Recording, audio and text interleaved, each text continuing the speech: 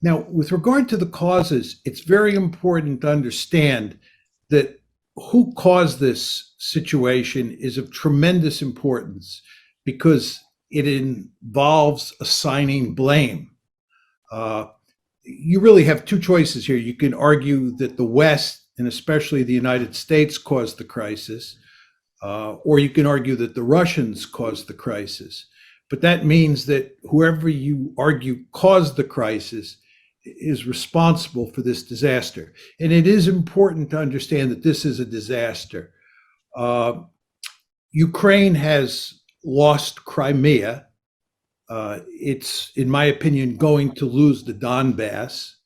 And the only interesting question to me at this point is whether it's also going to lose more territory in the eastern part of its country.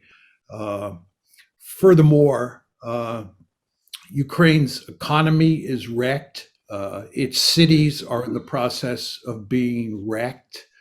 The international economy is going to be badly affected by these events as they go on. This is going to have terrible consequences, I think, for the Democrats in the fall. Furthermore, it makes it difficult for the United States to pivot out of Europe and pivot to China, where there is a potential threat, which is China. Furthermore, we're driving the Russians into the arms of the Chinese, which makes no sense at all. And all at the same time, we're making Eastern Europe a very unstable region, and therefore forcing us to, if anything, up the ante there. So this is a disastrous situation. So the question of who caused it and who bears the blame really matters. Now, the conventional wisdom in the United States and in the West more generally is that the Russians are responsible for this. And in particular, Vladimir Putin is responsible. As I'm sure almost all of you know, I don't buy this argument at all, and I haven't bought it for a long time. In my opinion, the West bears primary responsibility for what is happening today. And it was largely a result of a decision in April 2006 to make Ukraine and to make Georgia a part of NATO. We were going to integrate Ukraine into NATO come hell or high water.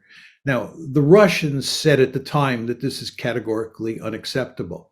The Russians made it clear that they had swallowed the first two tranches of NATO expansion, the 99 expansion and the 2004 expansion. But Georgia and Ukraine were not going to become part of NATO. They were drawing a line in the sand. They said this is an existential threat to us.